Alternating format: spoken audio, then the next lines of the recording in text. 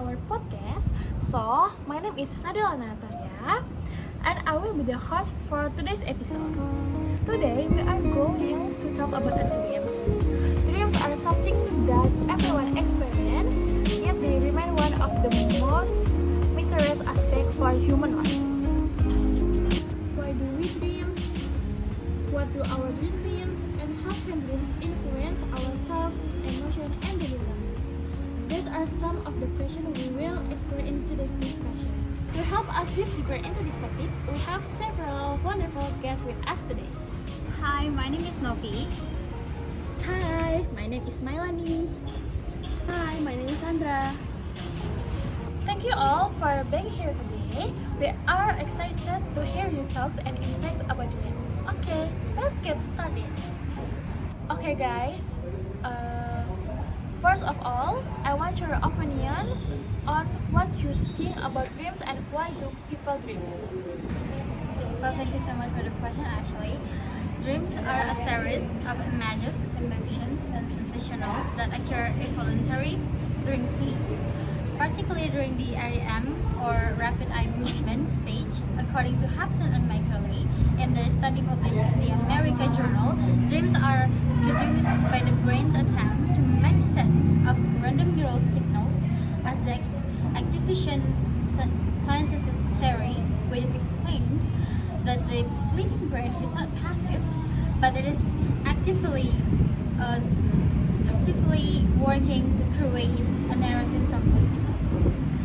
It's so interesting to know that dreams are not just random experience during sleep, but may actually play an important role in helping our brain process memories and emotions. From what you have explained, dreams seems to be closely connected to both our mental and emotional well-being. This gives us a deeper understanding of why dreaming is such an important part of our lives. Okay. Do dreams have meanings or are they just random brain activities? Okay, from a scientist's perspective, dreams begin with a random neural activity, but it doesn't mean that they are entirely meaningless. So Hobson, in Natural Reviews, explained that while the initial signals that trigger dreams are random, the brain actively constructs a story from those signals using our personal memories, emotions, and experience. This is why dreams often feel personal relevant even when they seem strange. Okay, Melanie, I want your opinion about what are nightmares and why do they happen? Nightmares are disturbing dreams that often cause fear, anxiety, or sadness, and might prevent a person from sleep. According to psychology theory, nightmares can be linked to stress, traumatic experience, unresolved emotion, or personal fears. From that perspective, nightmares may reflect anxious, conflict, or repressed feelings. Nightmares occur because the brain is processing intense emotion and difficult experience. Therefore, nightmares are not just frightening dreams, but can also provide clues about a person's emotional and psychological condition. So, nightmares are not simply frightening dreams, but they may also reflect stress, fears, or emotions that we are experiencing in real life. I have a follow-up question. If someone experiences nightmares frequently, do you think it could be a sign that they need to pay more attention to their mental or emotional well-being?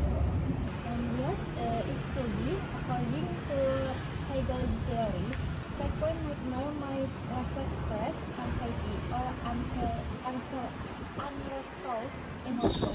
While occasional nightmares are normal, recurring nightmare can be a sign that a person should pay more attention to their mental and emotional well-being.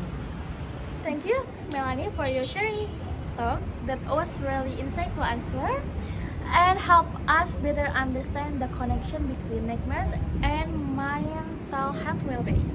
So, what do you think about should people take their dreams seriously? To People should not treat dreams as excess prediction of the future, but they can take them seriously as a source of self-reflection.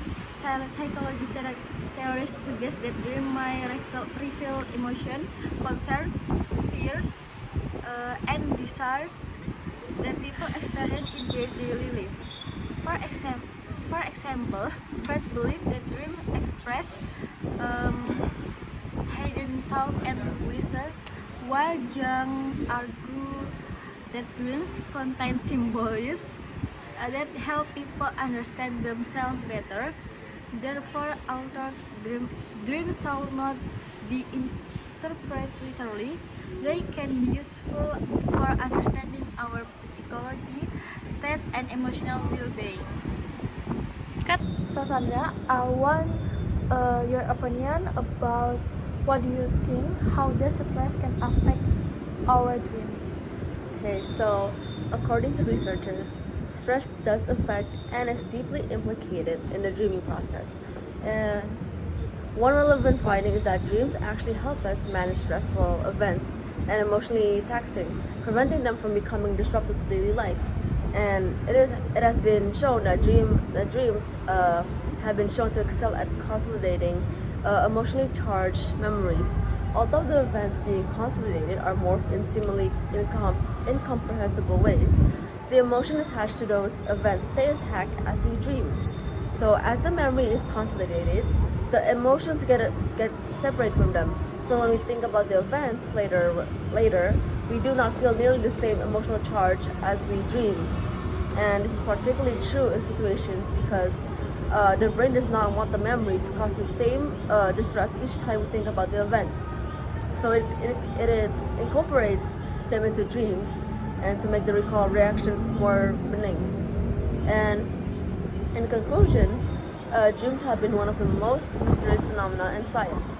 However, we now know that they affect our stress levels and impact our dream as well, gaining a more comprehensible understanding of the world of dreaming, and can help us both maximize its benefits and minimize its potential harms. That's all for me. According to research, dreams can help the brain process stress and emotionally intense experience. During a sleep, the brain reorganizes memories and reduces their emotional impact, making difficult experience easier to cope with over time. Next, I want to answer the question number 2. Do different cultures interpret dreams differently? So according to a lot of cultures, the similarity is kind of like, very much. So in Chinese culture, dreams are seen as literal messages from their ancestors, or like indicators of health and profound omens of future fortune or misfortune. Meanwhile, in Indonesian culture, but specifically for Japanese people, they see dreams as also as omens and spiritual messages, or also warnings for future events. Meanwhile, in Aztec, if you don't know what Aztec is the dominant Mesoamerican empire, which is now referred to as Mexico now. In their culture, they see dreams as sacred divine portals and diagnostic tools rather than random firings of the brain. So they believe when they sleep, their soul leaves the body to visit the spirit realm. And they see this as a formal practice used to predict the future, diagnose illness, and also receive messages from the god. And lastly, in ancient Egypt and Greece culture, they have this thing called dream incubation, where seekers would sleep in temples to dream and in order to receive prophetic advice, healing, and messages directly from the gods. That's all from me. That's very interesting. It shows that dreams are interpreted differently across culture. While some cultures see dreams as spiritual message or sign from ancestors, others view them as a way to understand emotion, health, or future events. And guys, what do you think about can dreams reflect our emotion, fears, and desires? Well, yes, absolutely. Research strongly support that dreams are deeply connected to our emotional state. From Ralph Singer in brain research found that amygdala, the brain's emotion processing center, is significantly more active during REM sleep compared to our working hours. This explains why dreams often feel emotionally intense and why our fears, anxieties, and desires appear so vividly in our dreams experience. And why do some people remember their dreams while others do not? Well, the ability to remember dream is closely tied to when a person wakes up during their sleep cycle. Ruby in Frontiers in Psychology found that people who remember their dreams more frequently tend to have a higher activity in temporal-parietal junction, a brain region involved in attention and self-awareness. These individuals also tend to wake up more bravely during the night, which gives the brain a window to transfer a dream content into a conscious memory before it fades. Okay, thank you. And last question, have you guys ever had a dream that later came true? Well, many people report experiencing dream that seems to predict the future, right? However, from a scientist's perspective, this phenomenon is the best explained by selective memory bias and the brain's powerful patterns recognition system. Wake and Norton in the Journal of Personality and Social Psychology found that people tend to assign more meaning to dreams that match real events while quickly forgetting the majority of dreams that do not. This creates the illusion that dreams are prophetic when in reality we are simply remembering the ones and happen to align with our waking life. That's an interesting perspective. What many people consider a dream coming true, but actually we relate to how our brains process information and recognize patterns from our daily lives. Yes, I have.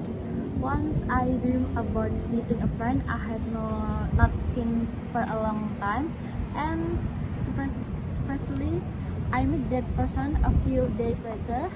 It felt strange and interesting, although I think it was probably just a coincidence rather than a prediction of the future. Okay, so when I was like around 8 to 10 years old, I had a dream where I was like swimming in water, like just water. There was like no land nearby, but thankfully I wasn't drowning in the dream, so it wasn't scary. And after that, the dream suddenly made me move to like a pool party. And the next day, apparently I was unexpectedly invited to a pool party, which I did not plan to do. And I think that was really freaky for me to happen.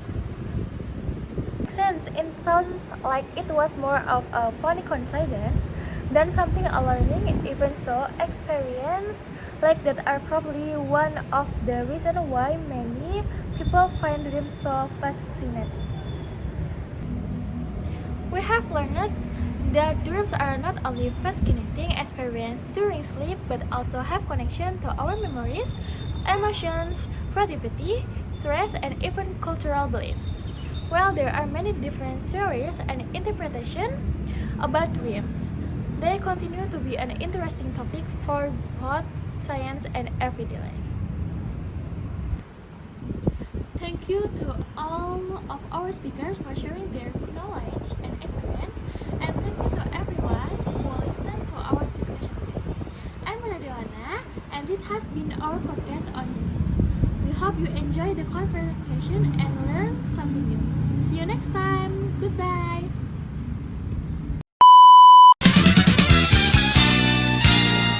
Insightful answer and Apa sih nggak jelas? Udah langsung. cepat sebelum memang gua penuh. There was like no land nearby, but thankfully I was drowning in the dream, so it wasn't scary. And after that, the dream suddenly made me move to like a pool party. And the next day, apparently I was unexpectedly invited to a pool party, which I did not plan to do.